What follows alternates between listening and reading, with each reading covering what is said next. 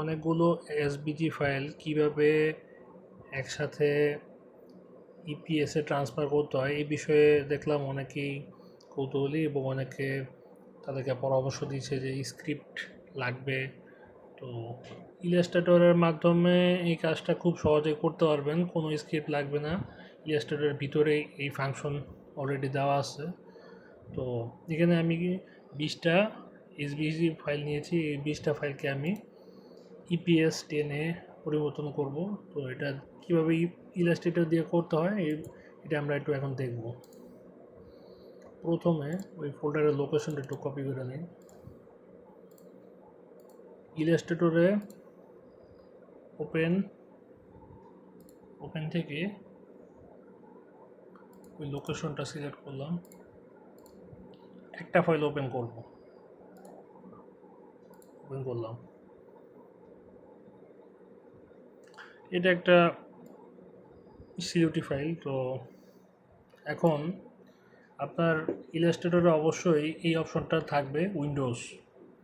আমার Illustrator version সবচেয়ে পুরনো, প্রায় 2014 সালের ভার্সন। এত পুরনো ভার্সন কারো আছে কিনা একটু কমেন্ট সেকশনে জানান। উইন্ডোজ একটা অপশন পাবেন আপনার ইলাস্ট্রেটরে, অবশ্যই উইন্ডোজ অপশনটা আসবে। উইন্ডোজ থেকে আপনার যাবেন হচ্ছে অ্যাকশন থেকে আপনার যেতে হবে new action, create new action, এটাতে ক্লিক করবেন। রেকর্ড জিনিসটা হচ্ছে অনেকটা, এই কাজটা আপনি একটা কাজ আপনি রেকর্ড করবেন, ওই কাজটা পরে রেকর্ড হয়ে থাকবে, ওই কাজটা পরে আপনি চাইলে বারবার করতে পারবেন। তো ওইভাবেই এই কাজটা হবে আর কি। কাজটা আগে দেখেন তাহলে বুঝতে পারবেন। রেকর্ডে ক্লিক করলাম, ক্লিক করার পরে অন্য কোথাও কোনো ক্লিক করব না, এই ফাইলটা এখন আমি সেভ করব। সেভ অ্যাজ ওই লোকেশনে এখানে এসভিজি থেকে আমার ইপিএসে সিলেক্ট করে দিতে হবে। সিলেক্ট করে দেওয়ার পরে সেভে ক্লিক করলাম, তারপরে এখান থেকে ইপিএস 10, ওকে। এই যে একটা প্রসেস হইল, এখন এই যে রেকর্ডটা আমি অফ করে দিব, স্টপ। এই যে পুরো প্রসেসটা রেকর্ড হইলো, এখন এই প্রসেসটা আমি আমার ওই 20টা ফাইলের উপর রান করব। এখানে 3 লাইন ওই অ্যাকশনের ভিতরে কিন্তু আসি, আমরা উইন্ডোজ থেকে যে অ্যাকশন বলছিলাম ওইটার ভিতরে আসি। 3 লাইন, এখানে 4 লাইন, এখান থেকে ব্যাচ থেকে চুজ। এখানে একটা বিষয় আছে যেটা হইলো এখানে পুরো ফোল্ডারটা সিলেক্ট করতে হবে আর কি। Ctrl+B, আমি ওই যে লোকেশনটা যে কপি করে আনছিলাম, এখানে কোনো ফাইল দেখাইতেছে না, কারণ এটা একটা ফাইলের উপর হয় না। এই কাজটাই হচ্ছে ব্যাচ, মানে পুরো ব্যাচ। আমরা বলি না যে আমরা 2000 সালের ব্যাচ বা 2020 সালের ব্যাচ, তো এটাকে বলা হয় যে ব্যাচ। এটা একটা ফাইলের জন্য কোনো সিঙ্গেল ফাইল শো করবে না, এখানে সব ফাইল একসাথে পুরো একটা ফোল্ডারের ভিতরে যতগুলো ফাইল আছে সব ফাইলের ওপর একসাথে কাজটা করবে।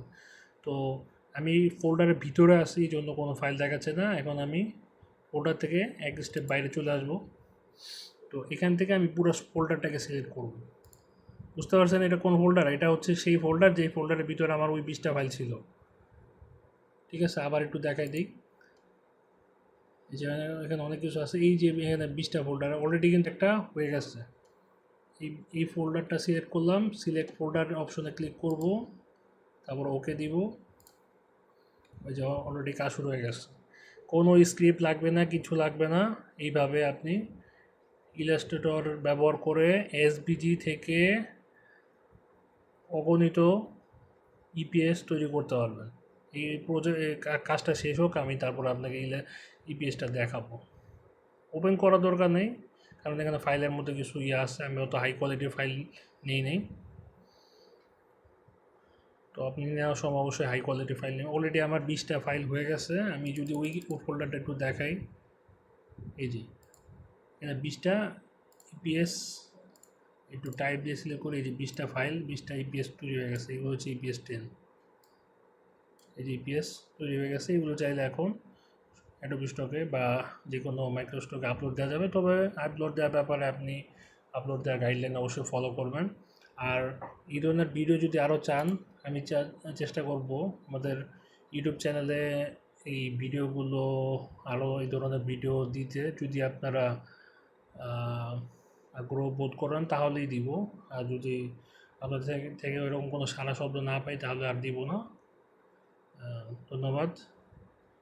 আমাদের চ্যানেলের মধ্যে অলরেডি মাইক্রোসফট রিলেটেড অনেক ভিডিও আছে, চেষ্টা করব ধীরে ধীরে আরও এরকম ইম্পর্টেন্ট কিছু ভিডিও দিতে। ধন্যবাদ।